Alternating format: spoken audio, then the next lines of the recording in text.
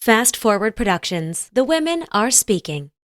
I don't want all that plastic crap that's never going away, that is poisoning the planet and poisoning me. And it's going to poison my grandchildren. And it's going to cause all kinds of havoc on our descendants. And they're going to have to clean up this mess that we've made. So let's start now to reduce the amount of that we're creating.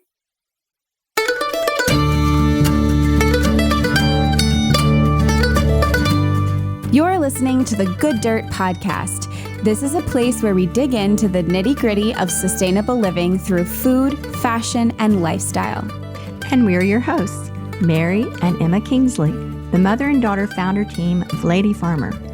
We're sowing seeds of slow living through our community platform, events, and online marketplace. We started this podcast as a means to share the wealth of information and quality conversations that we're having in our world as we dream up and deliver ways for each of us to live into the new paradigm, one that is regenerative, balanced, and whole.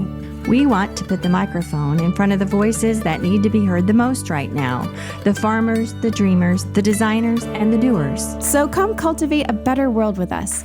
We're so glad you're here. Now, let's dig in.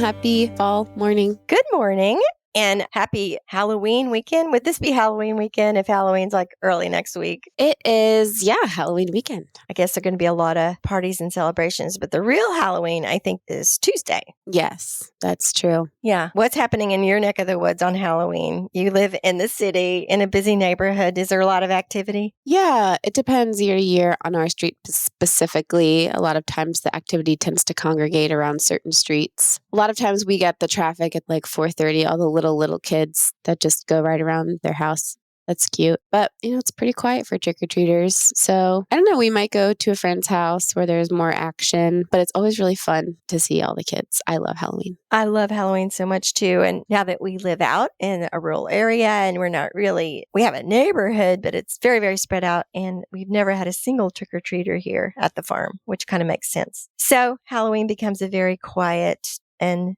moody night. I love it. I like to just sit and be in the environment. And if candy wrappers and things are something that stresses you out, we understand. And we did a whole episode about that last year that you can find as our Halloween bonus episode. We like to chat about holidays and all of the waste and consumerism associated with them. Not too much. We don't mean to beat that topic to death, but that is something that we have discussed many times on this podcast and something that we are in our real lives always thinking about. And Halloween is no exception. And that's a fun episode if you want to go back and listen to it. We will link it in our show notes. So and speaking of listening to podcasts, Emma, I've really been enjoying the one you told me about.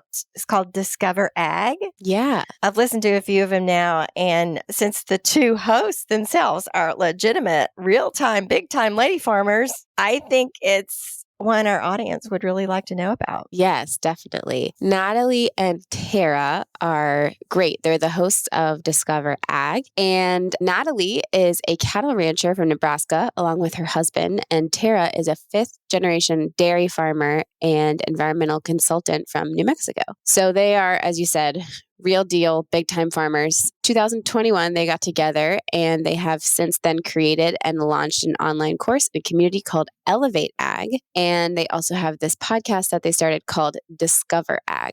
Yeah. And so every week on this podcast, they share these really fun and informative conversations where they give their professional farming opinions on a mix of facts and trending news articles that they've read and they come back to discuss together, which is really interesting and fun. And ag-related entertainment, they talk about documentaries and films and all kinds of stuff. And I really love that they bring this much needed young female perspective to the food and agriculture space because it tends to be dominated by older male voices. So we really think you'll enjoy this one. Discover Ag. Yes. Find Natalie and Tara wherever you get your podcasts. Probably the same place you can get this one.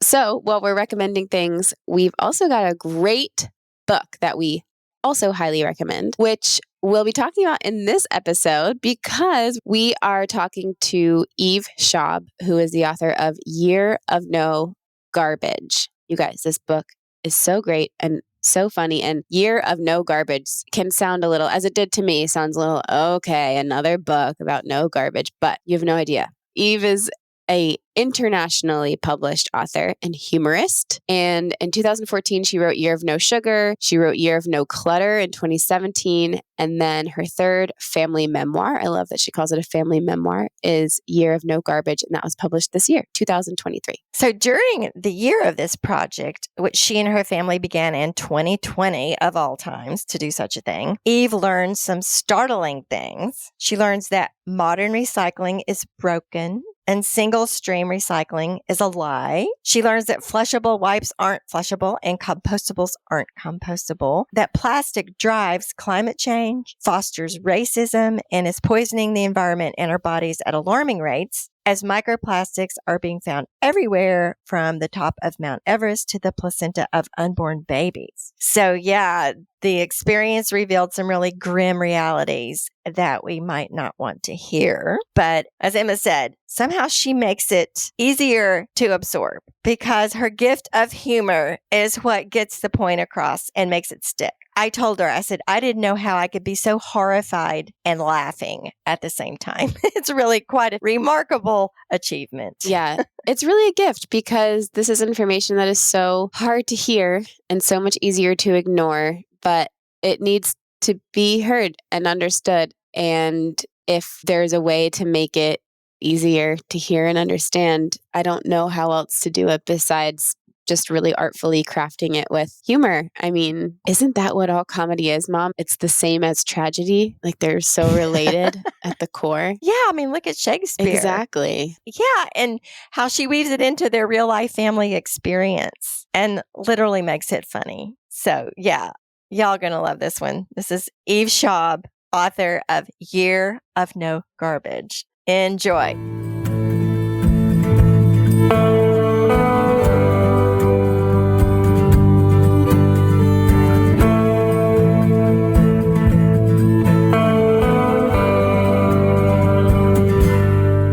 My name is Eve Schaub. I'm a writer and an author, and I perform experiments on my family so that I can write about it. My most recent experiment is called Year of No Garbage, in which I persuaded my family to go zero waste for an entire calendar year and not throw anything away. Oh my gosh, that sounds impossible. How did you convince your family to get on board with that? And yeah, just tell us about the thought process of deciding to do it. Was there an aha moment? Was there some enlightening event that said, I have to do this? It comes back to that I'm a very stubborn but optimistic person by nature. And so I always feel that if I have an idea to do something that I think is a good thing to do, there must be a way. There's no such thing as impossible, right? I just have to look hard enough. And so that's the frame of mind that I go into my projects with. My very first project was called Year of No Sugar. And I convinced my family to go for an entire calendar year without eating any added sugar in our food, which was pretty much as hard as it sounds. It was extremely difficult. What? I can't even believe that.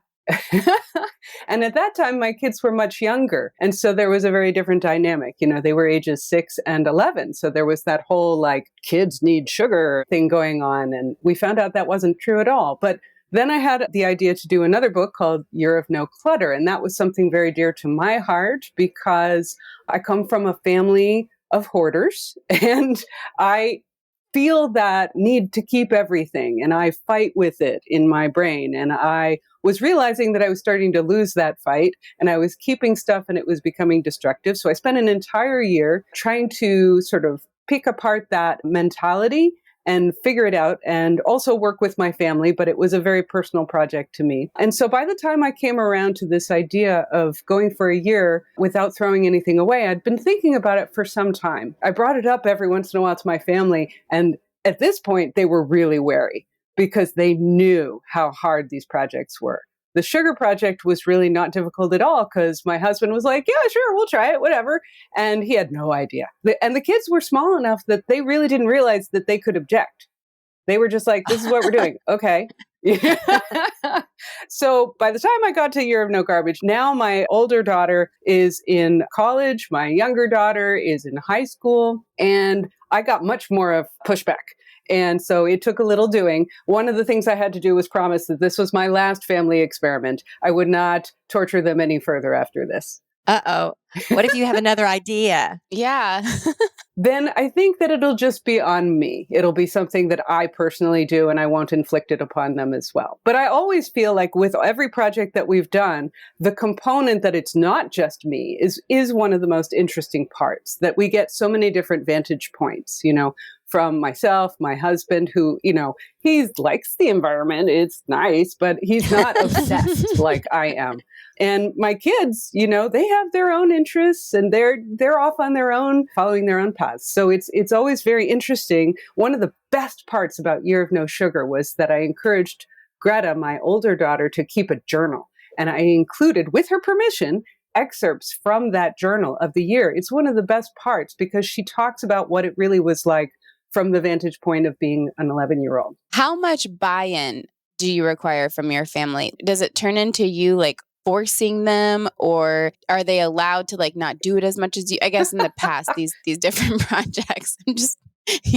What's the level of buy-in, I guess, required to proceed as a unit? Yeah, that's a really good question. And it's very important to me that we're all on the same page, at a certain level. It's not just we're pretending or, we've learned to set up the parameters so that it's very clear what the buy-in is and what level, for example, my husband's a photographer. And so he has his studio across the street from our house. And we made the agreement that his studio would not be part of the project. And that was very important because as a photographer, of course, you're using film, you're using all kinds of things that have no ability to be recycled or dealt with in any way. There's all kinds of stuff like that. You think of all the things that are plastic that you never really thought about. And so film and a lot of the printing out papers they use have plastic coatings and all kinds of things. So yeah, in particular, I made sure to be very specific about what being part of the project meant. And then one thing I started from the very first book was I said, if there's ever a moment when you make a mistake or cheat, quote unquote, just tell me about it. There's no repercussions. It's just part of the project. And I want to incorporate it into the overall narrative and talk about it. What does this mean? Why does this happen? What are the ramifications of that? And so that seemed to work very well. Wow. Well, let me say that, having read the book, I just want to say, I don't know your kids, but they're fantastic sports. I really admire their spirit of adventure and, willingness to do this crazy thing that, started out saying it sounds impossible. And we have had several conversations on the Good Dirt podcast about zero waste and the zero waste movement. And, just about everybody ends up saying, zero waste is an impossible goal. We can't really do it. So we just do the best we can. And here you are going, no garbage, no garbage. I'm very literal. Yeah. I like defined parameters. And, in this respect, it helped in terms of the project to say, boom, yes, there were exceptions. The one major exception was what I called the health and safety garbage. So if we need a Band-Aid, if somebody's using feminine products, all of which, all the normal feminine products contain plastic, and there's no good way to deal with that except sending it to the landfill. The agreement was always, we try our very best, but then, if you need a Band-Aid, you get a Band-Aid. Right. So as if the project wasn't daunting enough, and we'll get into all that, but you happened to pick 2020 as the year. So you kicked off in January and things were going swimmingly, right? Well, of course, it was very challenging from day one. In fact, I have a very funny chapter in the book where I'm encountering a small mutiny, and we try to go to the supermarket, and there's like nothing we can buy. It's ridiculous, and they are so frustrated, and they're hungry, and they get a little mad, and we have this little squabble, and I'm like, "Do you want to quit? It's day 2." And they're like, "No, we don't want to quit, but it's really, really hard, and we're mad about that." And I'm like, I know it's hard. And that's why this project is so important. If it were easy, it wouldn't mean anything. Well, I can't even imagine that scene. I mean, I have imagined that scene like shopping and, because I'm kind of a plastic free geek myself. And, I walk through the store and I'm going like, this just so overwhelming. And I'm putting myself in the position of looking at a year of not being able to buy anything with plastic. I can just imagine this sense of frustration and overwhelm. And yeah, we can't do this. But you did. You went on and did it. And that was January. That was at the very beginning. And the more we got further on into our project, we did all the usual things that you would think about first. Like, okay, so instead of using Kleenex, we'll get hankies. And instead of using paper towel, I'll have my reusable rags that I make out of, old sheets and towels and things like that. And so, and we have a compost pile, and we're lucky because we live in the country. So that's easy to do. And so, instead of just sometimes putting stuff into the compost bucket, we got much more aggressive about these things. And then any organic material, I take the hair out of my hairbrush, that's going in the compost. We had to be much more thoughtful. And so we're doing all these things. And then I start exploring all the local stores. And I learned very quickly that I go to the big stores like my supermarket, which is a big chain, and you ask them, can I bring my own container? Can I do some special thing? And they'll say no right away. That's just, the answer is always no. They don't want to deal with you. Especially in 2020. No, you're absolutely right. In 2020, so at the beginning, that was possible. Tell us about how you kind of scoped out your alternatives in January and February, and you kind of had it going. And so tell us about that. And then just when I started to get into a groove and I felt like, hey, I'm getting the hang of this. I found the butcher who will let me bring my own container, and the deli, I can go get deli meats. And the health food store has certain bulk options that bring my own containers everywhere. Of course, I was driving all over creation. Again, I live in the country, right? So that's the downside. It was a tremendous amount of time. I'm emitting fumes of driving my car around. But again, I'm very literal. And so I was focused on one thing and one thing only, which was limiting the amount of packaging that came into my house. I found a lovely Italian grocery that would sell me bread that just came in paper, and I could have my cheese wrapped in paper. So I was starting to feel like I was getting this, like, all right, maybe I could actually pull this off and really find these solutions. And then a little thing happened called the pandemic. And everything shut down. All these beautiful small stores that I was accessing that were locally owned, and they knew me, and they were like, yeah, sure, you can bring your own container. They either closed entirely, or they said, I'm sorry, but we can't have anything coming in here. I mean, they just didn't want any containers. And, you go to the supermarket, they didn't even want to see your bags from home anymore. We had a bag ban that had just started to be implemented at my supermarket. And, immediately those plastic bags came right back out like they had never left. And that, all of a sudden I was like hit by this overwhelming sense of, I got to sit down and process and reassess. Like, is it even okay for us to do this project? Like, is this offensive? Because here I am obsessing about, washing tinfoil and tying rubber bands back together and, trying to, all these micro details. And yet people are dying. And maybe this isn't okay beyond just the practical logistics of it. And so my husband and I sat down, and I write about this in the book. We had a very, deep conversation, and we came out of it saying life is never perfect. And there's always going to be reasons why you can't do a project or attempt some lofty goal. And that's life. So we should keep going. And number one, it was a great distraction. It was a great thing to focus on when really we're here, we're stuck. And we're safe because we're lucky we have a place to be, and we're not, we both work from home. So we were fortunate in that regard. But of course, getting away from the anxiety of that time period was a very good thing. So if we can focus on this, which is a wonderful thing, it's not more important than the pandemic, but it is really important. And I knew that once we came out of the pandemic, people would go right back to talking about climate change and the environment. And, and now we see the burgeoning conversation about disposable plastic, single-use plastic really starting to explode. I was thinking this issue has its time once the pandemic has receded. And I do think that that's what's starting to happen. Yeah, well, I want to say that anybody would have understood you're postponing this until another time because, gosh sake, it was a pandemic. Oh, and the other factor was that my older daughter, who had been away at school was canceled. So she came home, and then her boyfriend, who was in school with her, his parents live in Ireland. He couldn't go home, so he came with her. And they both stayed with us. So we're now producing even more non-garbage, whatever we wanted to call this material. We're producing for 5 people instead of 3. Originally, my daughter was going to do the project in New York City, where she was living at the time, and do it separately. And I thought, that'll be really interesting, because the way you do this project in the country, there's probably a lot of things that are going to be very different about how you do that in the city. But in the end, they lived with us for the rest of that year. And that turned out to be a wonderful silver lining for us, was that we got to spend so much time with them, and they got to be much more invested in the project right here at home. Wow. That's quite a situation. Part of the really brilliance of this book, and I think I told you this in an earlier email, was that you are presenting all of this very, very sobering information, but you've got us laughing all the way through.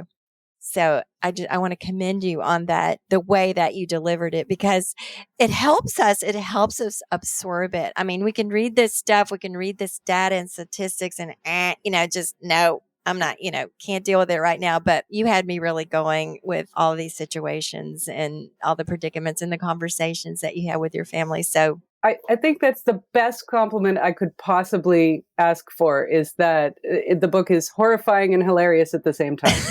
Yes. Because I think that's what I was going for, is I want this to be entertaining. I want people to have a good time reading it. I want them to relate to the stories of my family trying to do this really crazy thing. And in the process, you're going to learn a whole bunch of information too. But that's, like along the way. And I firmly believe that storytelling is the best way to communicate information. Absolutely. And the fact that we were in the middle of the pandemic, which is also an indicator of the times we're in, all this crazy stuff happening in this, in my opinion, and probably yours too, this problem of waste is a huge part of it, way more than we're admitting, I think, out there in the wider world. The way things are, the extent of the waste problem and what it's doing out there, and that in the setting of the pandemic. But I've heard it described as an epidemic of silence.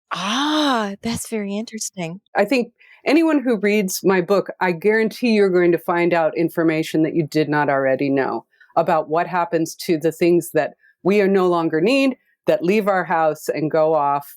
And we don't think about them anymore. We call it garbage. But what I like to tell people is that one of the realizations I came to early on is that the garbage is no one thing. There's no definition for garbage. Garbage is anything that we just don't happen to want anymore and don't know where else it could go. It's kind of like weeds are plants that are growing in a place you don't want. Like, they're still plants, right? And so this material that was in our home that maybe we were done with, I was committed to finding out, it's still material, and where could it go where someone would appreciate it and use it? And so I started from that premise every day with every object, is that somewhere someone wants this and can use it. And so I started out very small, of course, at the beginning, with materials going, okay, I don't know where these wine corks are going to go. I don't know where these silica gel packets are going to go. I don't know where these different plastics are going to go that are not numbered, because we took our garbage container and we put it away in the garage, and it sat there empty and lonely for the entire rest of the year. But our recycling container, which we have picked up once a week, like a lot of people, single stream recycling, everything that was putting in overtime, all the usual suspects and more. All of a sudden, we were so highly motivated to be like, oh yeah, check that plastic. Is it the resin identification code 1 through 7? Because they'll take it. And that's the resin identification code, is that triangle with the chasing arrows that many people are familiar with. But what we were to learn later on is that doesn't necessarily mean it's going to be recycled in any way. But at the beginning of the project, we're putting it out by the curb, and I've got all these little glass jars, little mason jars, and I'm putting my, all the different things, little bits of plastic, little bits of metal. Where will it go? I don't know. Then I started accumulating more, And I created this, I called it the Super Awesome Recycling Center in the corner of my kitchen. And suddenly I had boxes and baskets, and it started getting bigger. And then it started very quickly to accelerate and become really overwhelming because I realized I couldn't, especially once the pandemic hit, I could not feed my family without buying plastics that did not have any chance of being able to be put in the single stream recycling. When we began the project, I thought, oh, well, most plastics have a number, right? So how many could really not go in single stream? Oh my God, it's so much. And I couldn't really have understood how much it was until I stopped and held on to it and looked at it. So here I am with my kitchen and my awesome recycling center, and it's now reached epic proportions, and I've got piles, and they're so big, they're starting to cascade onto the floor, and we're having trouble getting to the refrigerator, and it's hard to cook. And my husband's going, Eve, what are we going to do about all this material? And I'm like, I'm working on it. Oh my gosh. And so, we started out with all the usual stuff. And then I progressed on to, okay, so what comes next? What are the options that most people aren't aware of? Sort of extreme recycling.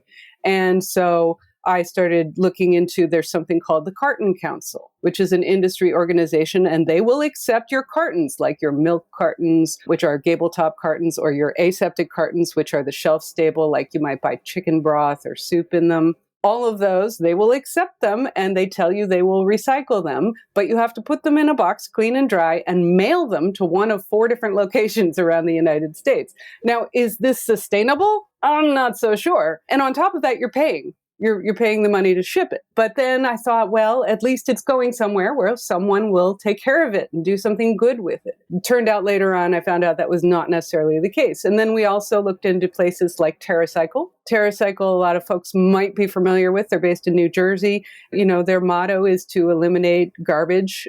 They don't believe there's any such thing as garbage either. And so I loved this idea. They have programs that are free.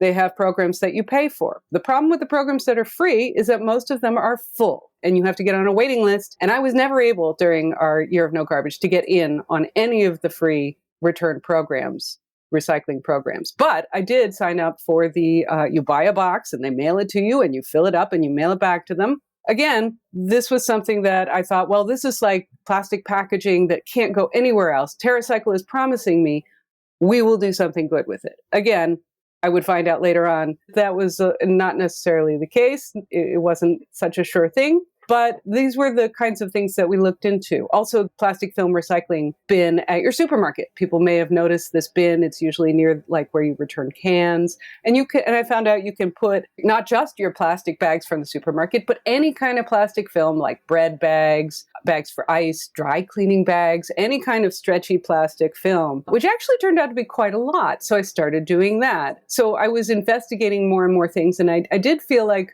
hey, there are people out there who really want this material. Unfortunately, later on, the more I learned, I found out that that was not necessarily the case. And the reason for that is that there's no sheriff in town. There's no one making sure that all these different organizations are actually doing the things that they say they're going to do.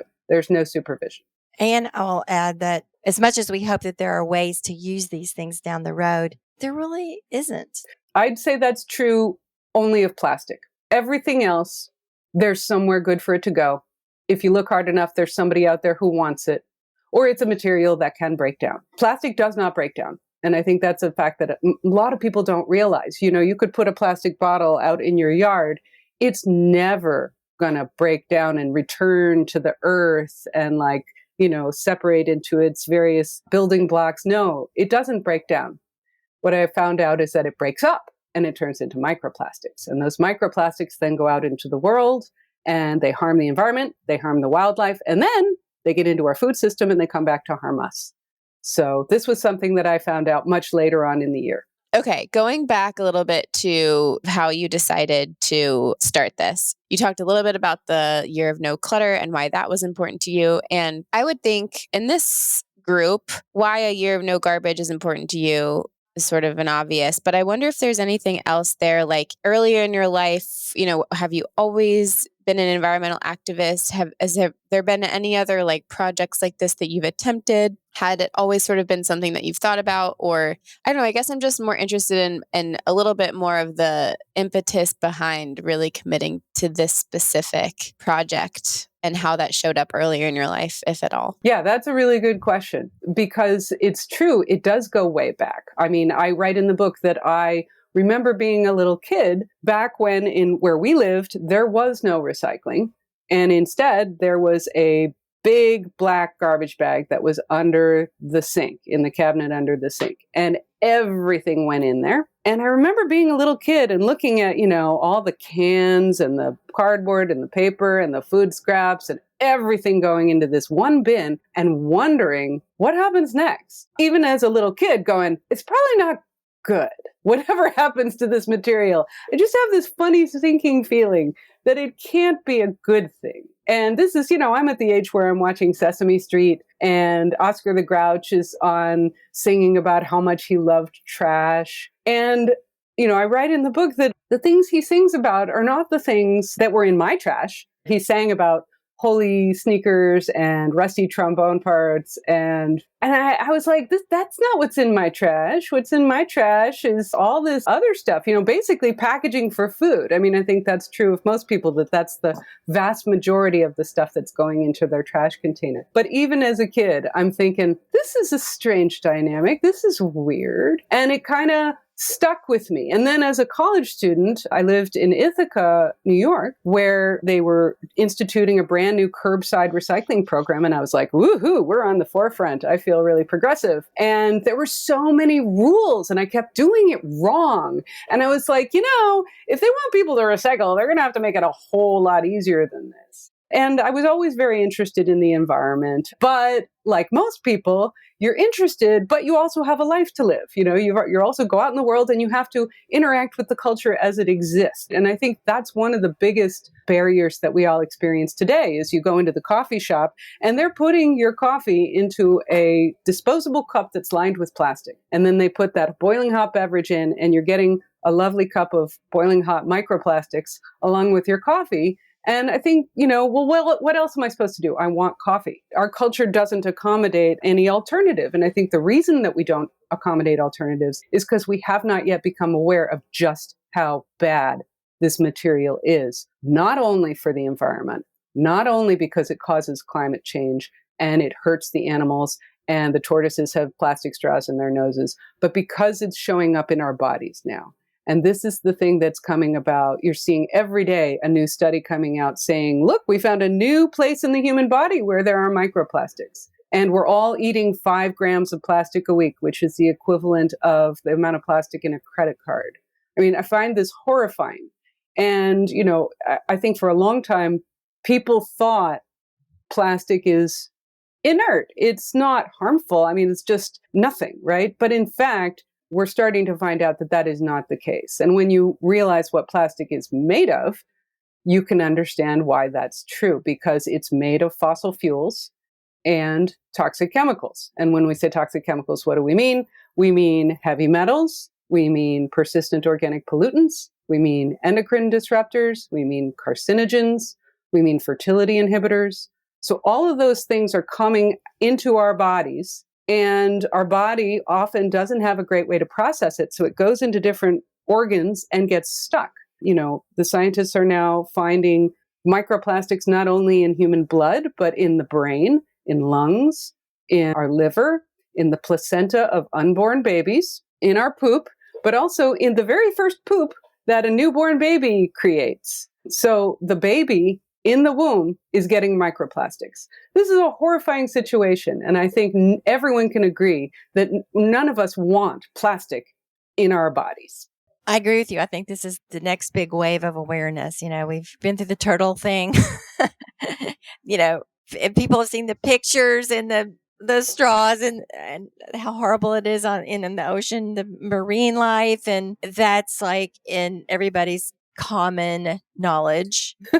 Well, I think a lot of it is regional. It depends. What are the people around you talking about? What are the people around you?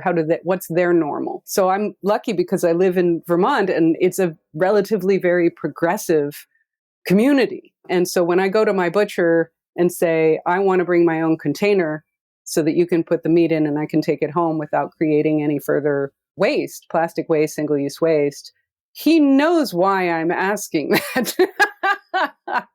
Whereas if I were somewhere else, I'm not sure. They might look at me really funny and go, why? To reframe that thing about the straw, most people probably realize that the plastic straw is not a good thing and it hurts marine animals, but not enough people are willing to do anything about it or sit there in the restaurant and refuse the straw. They're just like, oh yeah, well, what can I do about it? That kind of thing. Eve, this is a total tangent sideline, but I don't know if you've seen Barbie yet, but Mom and I saw Barbie last week. I have not seen it. It's unbelievable. I can't stop thinking about it. And I really want to have this conversation. I've been thinking about this so much. I want to write about it. I don't know how to, and I think you'll understand when you see it. I don't know how to sort of hold these two things together, where this phenomenon of Barbie and just the beauty. I mean, the movie was just so beautiful. The beauty of the plastic thing. It's so beautiful and so nostalgic, and it's so meaningful, and so much about it is so meaningful. And the movie, the creators do an amazing job of making it that way. And there's no denying that, but it's just so weird that at the core of it, it's this plastic thing. Like so many toys. I was in an airport the other day and I was passing the Lego store. And I was like, oh, Legos. And it made me think of my nephew who loves Legos. And I went, and they're all plastic. Yeah. We have all these things that we're very fond of. Plastics have been around long enough for us to have these, attachments and sentimentality to certain things. That's going to be another thing. But I think the best place that we can start is with the low-hanging fruit of single-use disposable plastics. I'm not trying to take away everybody's Legos and everybody's Barbie dolls. I think down the road, could there be a different solution to these toys, that they could be made from something else? Maybe. And I'm also not trying to take away plastics that, are extremely beneficial. For example, the plastics that are used in medicine. But I do think that as a society, we're so firmly entrenched. We're so surrounded on all sides by plastic. And it's something that we cannot fully comprehend until you try to do without it. It's not really going to be practical to try and say, I'm removing plastic from every aspect of my life. I mean, plastic was the Darth Vader of our year, I came to realize. And I did not go into it, the year of no garbage, realizing that plastic would really be the nemesis. Perhaps I should have.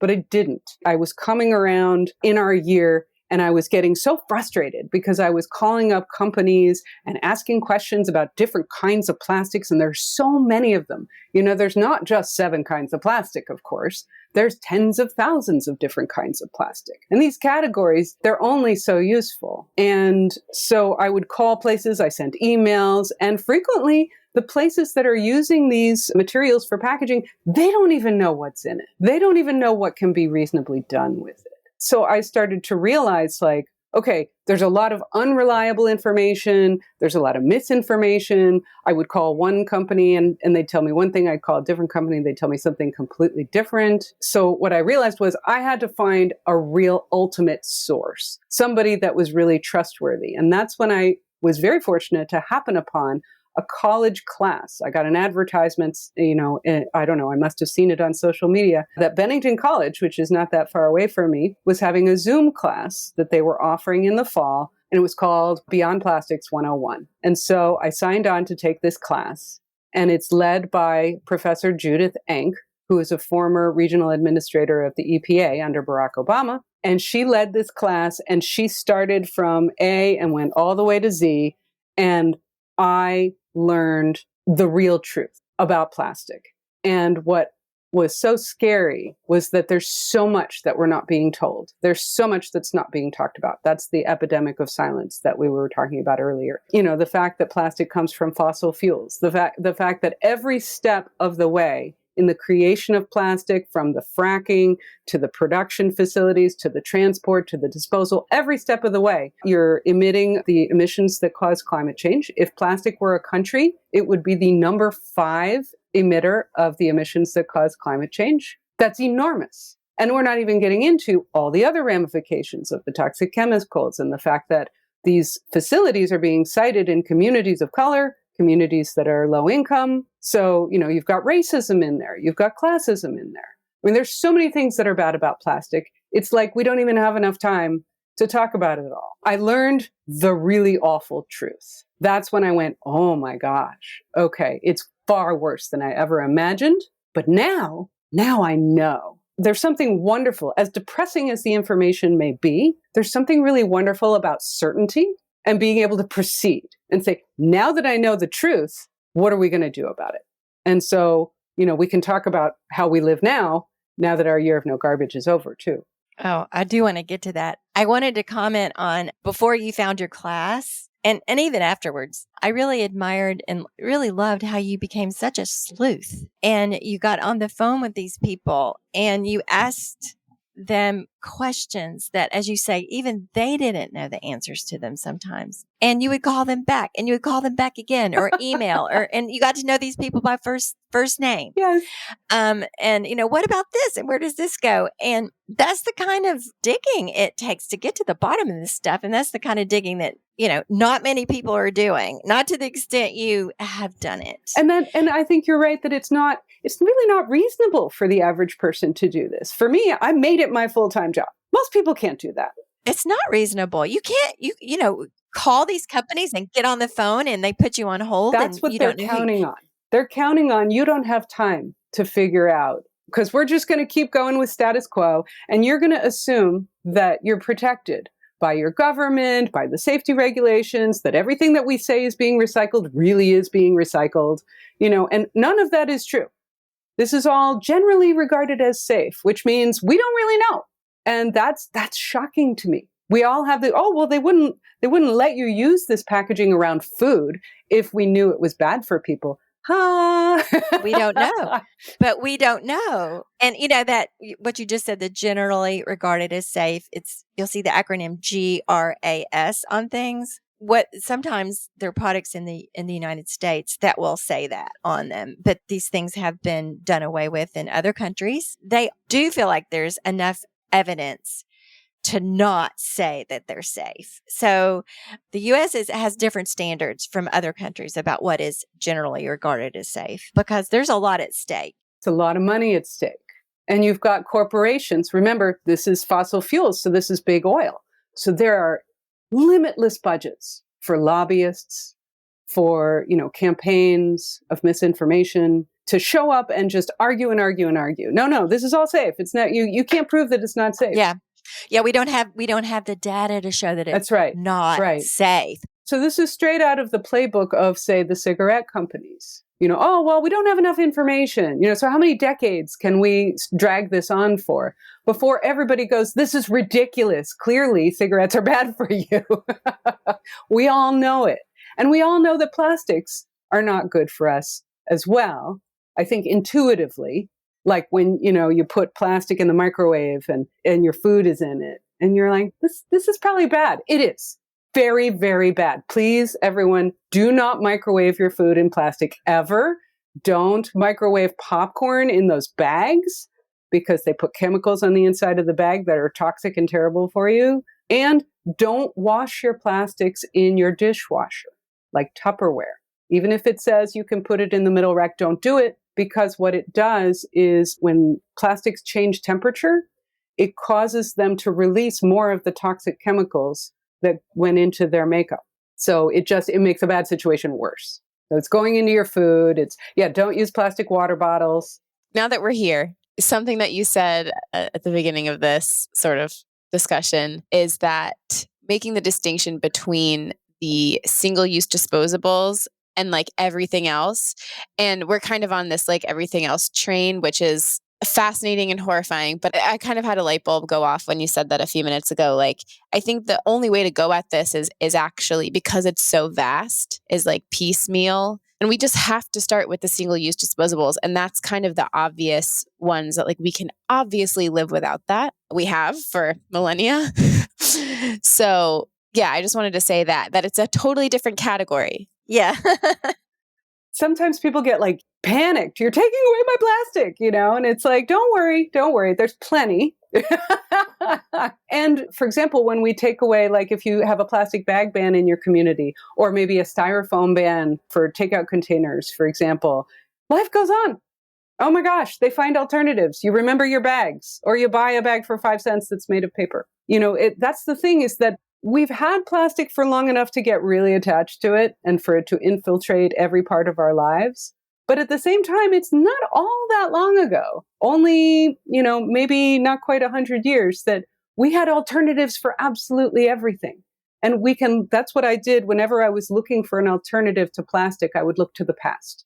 So instead of my plastic Tupperware collection, I got out, my Pyrex ware. And I actually had a couple of pieces of Pyrex refrigerator dishes that had covers.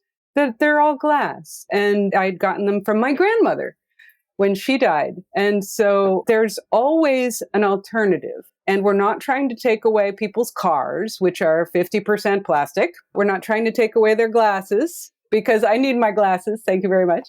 But, our computers, our phones, we're not getting away from this anytime soon.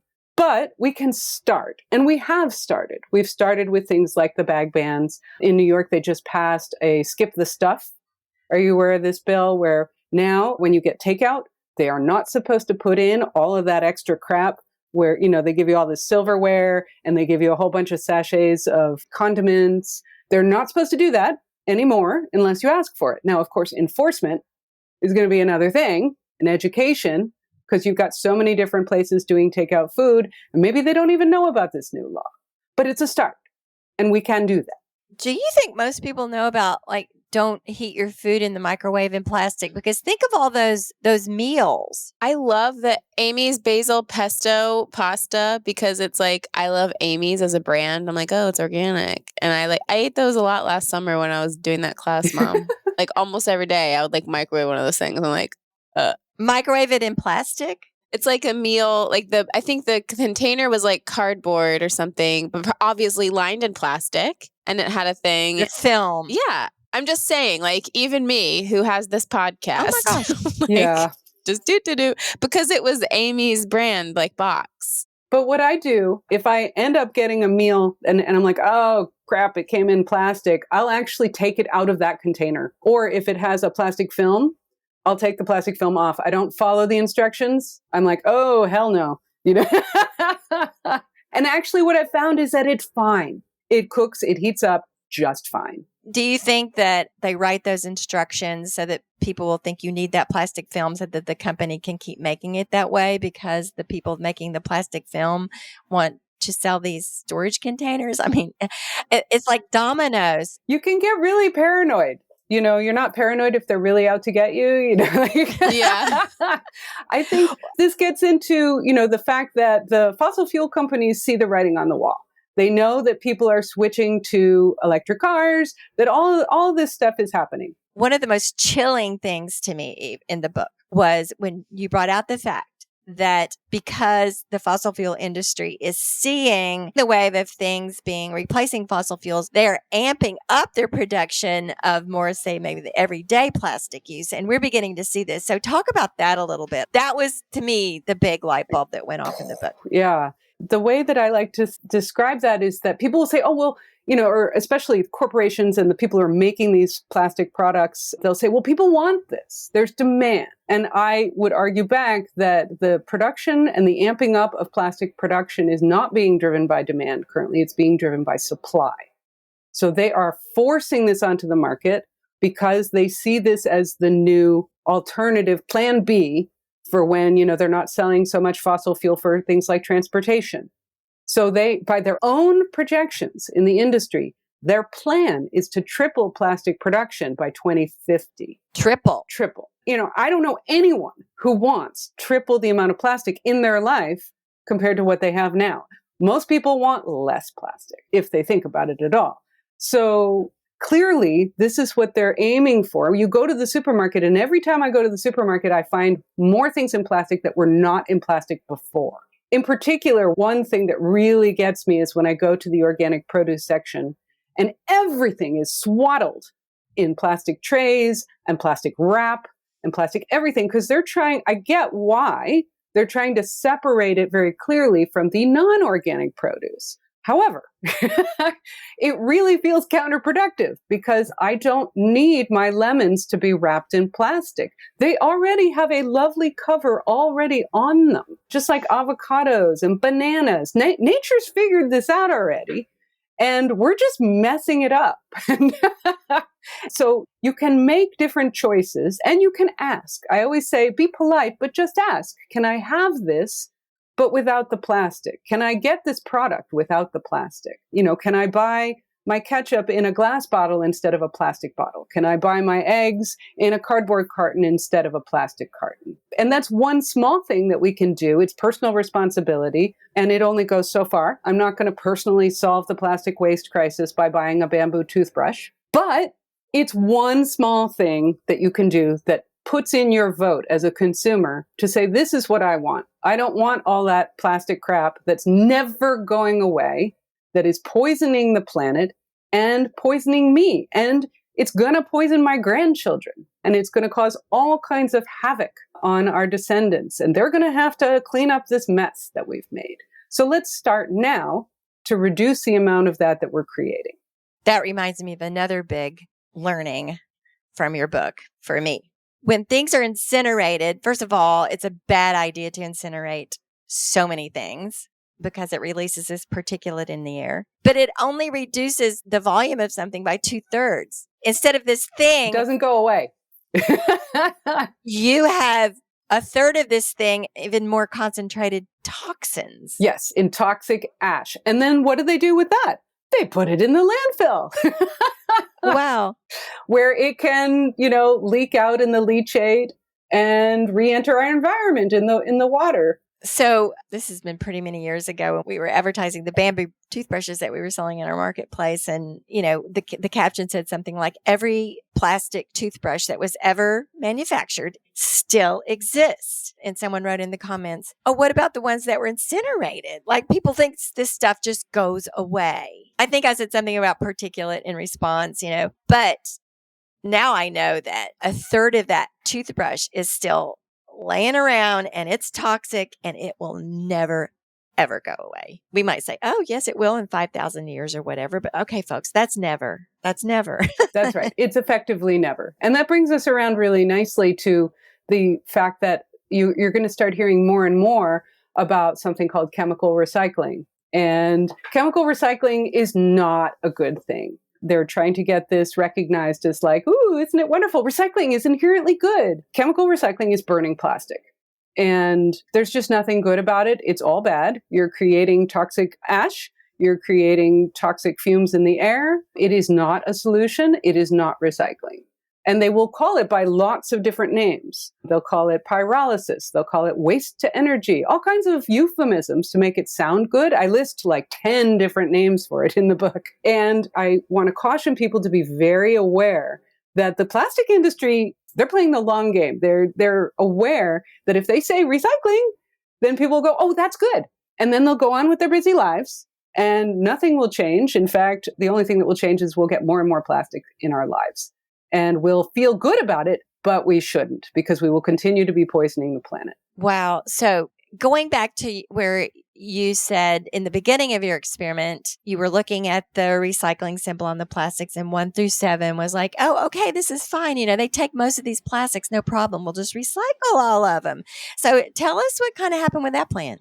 Yeah. So I was going along blissfully putting plastics number 1 through 7 into my large, 96-gallon recycling bin and wheeling it out to the corner every week and only getting stressed about all the other plastics, the hard plastic shells and, the saran wrap that would show up sometimes on things and other plastics that just have no labeling whatsoever. Then I took Judith Enck's Beyond Plastics 101 class. And I discovered that the only plastics that are even having anything done to them at all in terms of recycling are plastics number 1 and 2. And the reason for that is that plastic is not an inherently recyclable material. Any person who deals with material science will tell you this. It is because it's made of so many different things, and you've got proprietary formulas and tens of thousands of different possible combinations and toxic chemicals that we talked about, it does not lend itself to being melted down and reformed. It's very difficult. It's messy. It's toxic. Also, when you have things that are made of recycled plastic, studies have shown that those plastics will leach the chemistry more readily than regular virgin-made plastics, and they also create more microplastics. So there's, we want to think that recycling plastic is a good thing. It's really not. It's not a material that we should try to recycle, but only ones and twos even make the attempt. So everything else is getting landfilled or incinerated, or worst of all, shipped overseas to be dumped on the landscapes of impoverished developing nations that do not have the infrastructure to deal with it. And if you watch the documentary, it's called The Story of Plastic, you will be horrified when you see that here we are, we're trying so hard to do the good thing, the right thing, recycle this material, but instead, what's happening to that very material that you have so meticulously washed and dried and put into the container and hauled out to the curb is that it is then being shipped overseas and dumped on the landscapes of Kenya, Myanmar, Vietnam, you name it. And the children are walking to school, kicking the stuff out of the way. They're playing in it. It's horrifying. Oh, wow.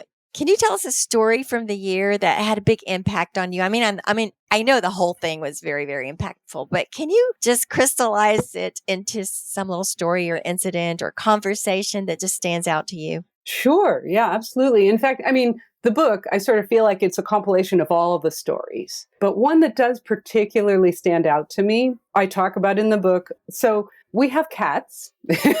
Oh, I love this. You know this story.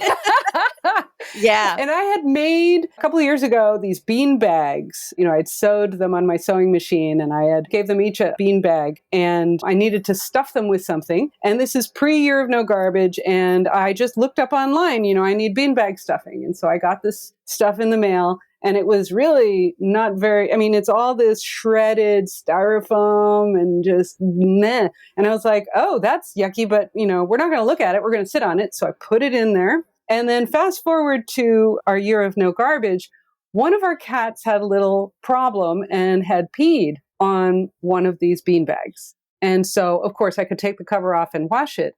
But what about all of that disgusting chopped up pieces of styrofoam that were on the inside? They were all going to keep smelling bad, right? So I'm like, oh no, but I can't throw anything away. And this is pea-soaked styrofoam is not something anyone anywhere is ever, ever going to want.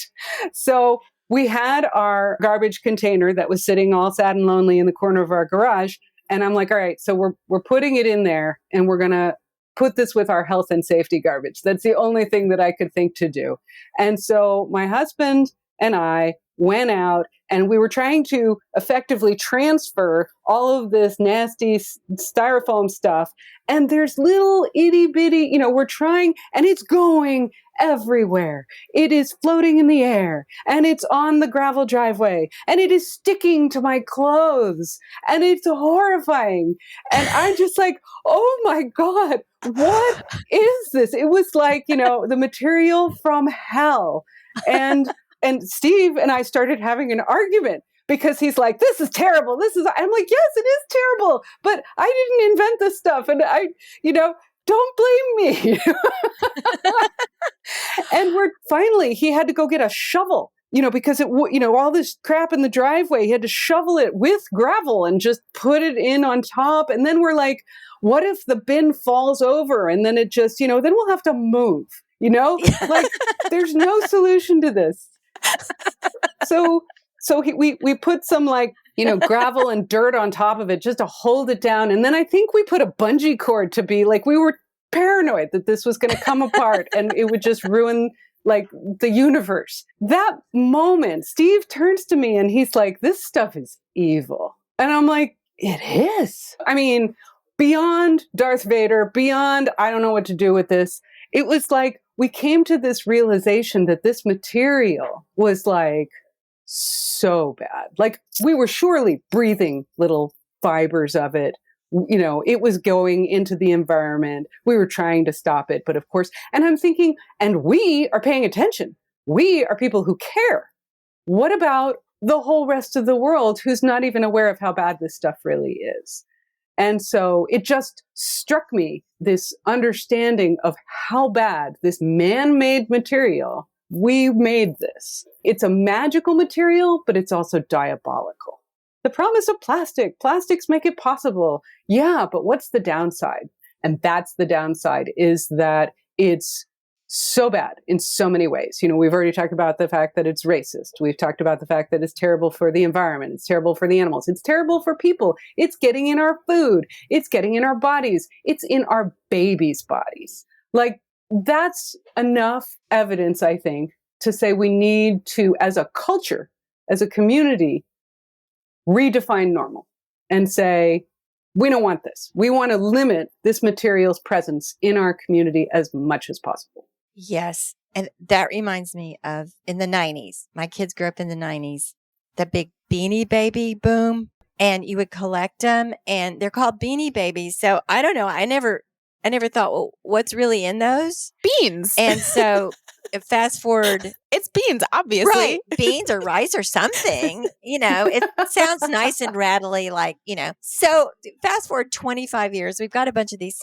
things lying around, left over. Then we get a puppy and we don't have any babies around. These make good puppy toys. And then to our horror, when the puppies start tearing them apart, you get to see what's inside.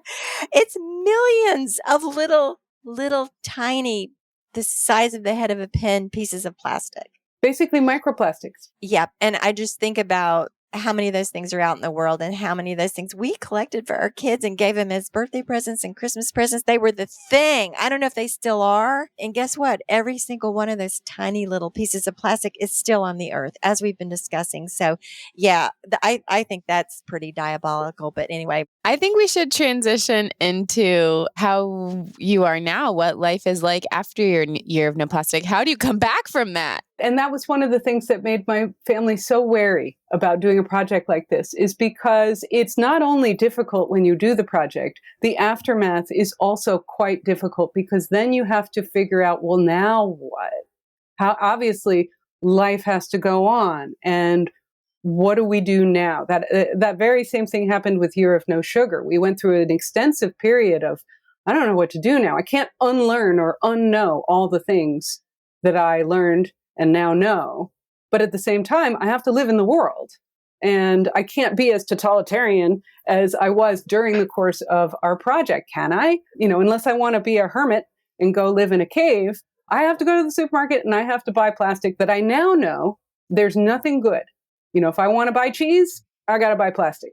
That's the reality. If I want to buy meat, there's so many things that you just cannot buy in our current contemporary culture without confronting the issue of non-recyclable plastic. And in fact, I should really just say plastic, because I'm going to say all plastic is essentially not recyclable. So what we did was we said, all right, of course, we're going to try and avoid as much single-use disposable plastic as possible. We'll continue that. But then when we do have it, we're not going to play the game. We're not going to pretend this is recyclable or going anywhere good. I don't want my recycling ending up at some kid's playground in Kenya. So instead, I'm going to be honest about it, and I'm going to put it in the actual trash to go to the landfill. Maybe humanity will figure out a way to deal with this down the road. Hopefully, humans are very ingenious, and when they put their mind to something, I believe anything is possible. So maybe one day, the landfills will be where humans go to get all this wonderful material to reclaim for new uses, and we'll know what to do with it. But for now, I don't want to buy into the lie anymore, now that I know that it's a lie. So the only thing that we now throw away is single-use disposable plastic, and it's primarily food packaging, because it is the stuff we cannot manage to live our lives without accumulating. Every other material, paper, metal, aluminum foil, cardboard, all the usual suspects, all of that has a good place to go, can be recycled, is not poisoning you or the planet. The recycling rates are very high. I should probably mention the fact that 95%, we talked about that, 95% of plastic does not get recycled in any way, not even attempted. And then when you see what they consider recycling, you go, oh, that's not what I thought it was. They're grinding it up into little pellets and like stuffing it in things like road pavement. That's considered recycling. So when we embarked on our project of a year of no garbage, we were filling up our 96-gallon wheelable trash container every single week and putting it by the curb. So I knew that we were getting rid of 96 gallons of trash a week. Of course, we had our year of no garbage. And then in the aftermath, I've now kept track. And our average is we now throw away into the landfill 9 gallons of trash per week. So I'm very proud of that reduction. It's a substantial reduction. And I think a lot of it comes down to slowing down and being thoughtful and paying more attention, because in the past, it's like when you go to the supermarket and you mean to bring your bags, but you forgot them. Like I would mean to compost all the food scraps, but sometimes the container's full and it's raining outside and I don't want to dump the container. So what do? Well, it would go in the trash. It's like you mean well, but you're in a hurry and you got things to do. So now I think that one of the keys to addressing the plastic waste crisis is, as a culture, that we agree it's a problem. We agree it's very, very serious, and that we want to do something about it. And that as a culture, it's worth slowing down and being more thoughtful and considering what we put into a landfill or our incinerator. Well, that's a wonderful segue into the slow living question. What does slow living mean to you? Well, what I love is that I didn't really intend this, but the series of books that I've done, I consider it sort of a trilogy now. And it felt very nice and neat. I started with the things that we put in our bodies, our food, with sugar. And then I talked about the things that we keep in our homes in terms of clutter. And then I talked about the things that we send out of our homes, which is garbage. And so what's interesting about the things that we send out into the world as garbage, those get into our food system and come right back to food and go back into our bodies, right? So I feel like inadvertently I've come full circle. It feels good because it feels like a nice place to end this series of stunt memoirs. Slow living is where I come to with each one of my books in the conclusion, whether it's trying to avoid added sugar in our food and eat better and in a more healthy way, whether it's trying to have an environment that I enjoy more and I keep the things that matter to me, but I'm able to let go of the things that I don't need and that are, that are destructive for me to keep, or the issue of garbage and what we throw away and what happens to it after it leaves our home. All of these come back to the same issue of slowing down and being more thoughtful in our lives. And I realized that our current contemporary culture really is the opposite of that. It does not encourage that. It encourages us to constantly be speeding up all the time. Everything is, efficiency, convenience, make things cheap and easy. That's the emphasis of everything in our culture that's seen as positive. And so if somebody asks you, how are you? And you say, I'm busy. People go, good. Yeah.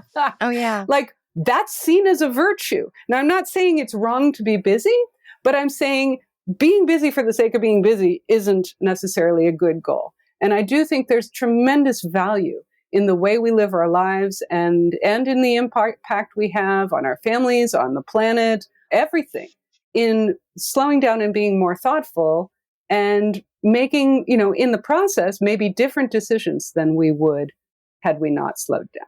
Yes. Amen, sister. That's everything we talk about. Thank you so much. So the other question we ask all of our guests is, what does good dirt mean to you? And you can answer that any way that comes to mind. I like this question because there's no right answer, right? And what it means to me, good dirt seems like it would be something to value and aspire to, because it's all about, where do we come from? We come from the earth. Where do we get our food and our sustenance? We get it from the earth. We want the dirt to be good so that we can be good, so that we can be healthy and happy. And so it immediately makes me think of the fact that microplastics, unfortunately, have infiltrated every aspect of our environment. And everywhere scientists are looking for microplastics, they're finding them not just in the human body, but at the top of Mount Everest, at the bottom of the Mariana Trench. Plastic is now everywhere, and it's in our farm fields, which means it's in our food and our fruits and our vegetables.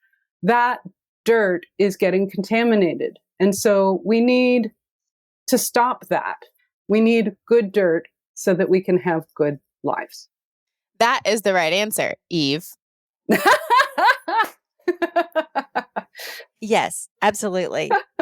And so your book and this conversation have given us just great pause, and you've really gotten our attention, and we've heard some really scary things, some really daunting things, some things nobody wants to hear.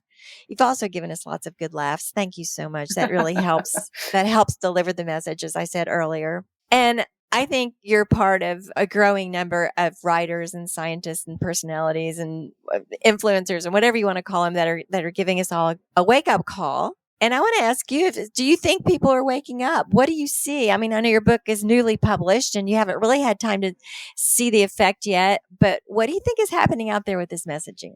I do think that the time is right. The timing is good to have this conversation. And I do feel that it is being received now that we're, we've passed the terrible time of the pandemic and we're able to address other issues. I think most people don't realize that the issue of disposable plastic is the same conversation as the issue of climate change, that we need to group all of these things in one category together. They're all related. I do find that the momentum on this issue is really good. And I feel delighted that the message of my book is able to go out in the world and be heard and received.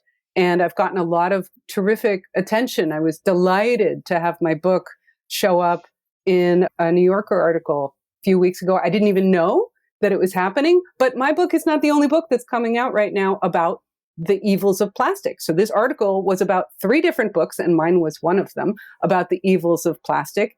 And so the timing seems to be really right, that other people are thinking about this problem all at the same time. And that's a really good sign. I think that it's been coming for a while. I think that when I did my book, Year of No Sugar, I felt very similarly that people were not talking about sugar when we began the project, but by the time the book came out, it was becoming like, oh, sugar, maybe we should look at this, And so the timing was very, very good. And that's very important. People need to be ready to hear a message. Because if we're talking about changing your life in any way, that's uncomfortable. And people want to know why. Why should I change my life? For what? But it turns out that this, it could not be more important. And for that reason, it's really good that you went on and pushed through it during the pandemic year and didn't say, oh, we'll go back and do this in a normal year, because the timing of that made you ready to have this out now. That's true. And I also was not sure I could keep my family on board if I stopped and started again. I was like, I better keep going. As I said in the beginning, they're all such good sports and it's remarkable. So thank you for sharing all of this. It's really wonderful. I am extremely grateful to my whole family for being tolerant of my experimentations. Okay. So, Emma, you want to take us home? Sure. Gosh, I would say, where do you want people to find you and follow you? Obviously, they can buy your book, but is there anywhere else? Are you writing regularly elsewhere, or are you on social media, and how can people follow you? Excellent question. Yes, please buy my book. It also is available as an ebook. It's also available as an audiobook. Borrow it from a friend. Go to the library. Please, please, please get my book. However, but I do write a blog, and that's at eveschaub.com. And I'm also very active on social media. My publisher told me that I should become a social media star to promote my book. So I've been endeavoring to do so,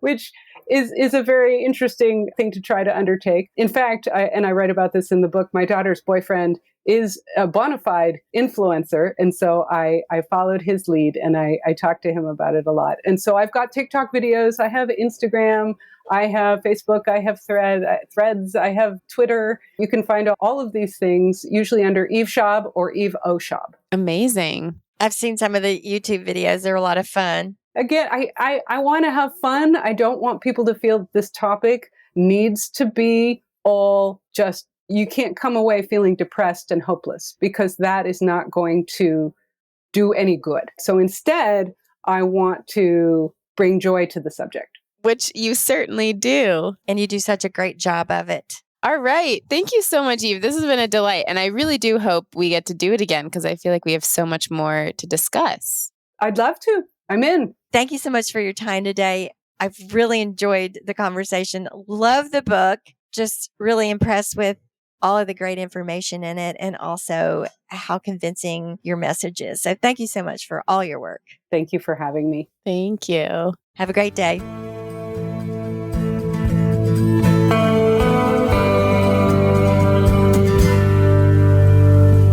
Thank you for tuning in, calling in, and spreading the good dirt. We love hearing from you. You can reach our listener voicemail at 443-459-1950. That's 443-459-1950. You can find this number in our show notes and in our Instagram profile. This show is produced by Lady Farmer, a slow living lifestyle community, and the original music is composed and performed by John Kingsley. For more from Lady Farmer, follow us on Instagram at weareladyfarmer. That's We Are Lady Farmer. Or join us online at www.ladyfarmer.com. We'll see you next time on The Good Dirt. Goodbye.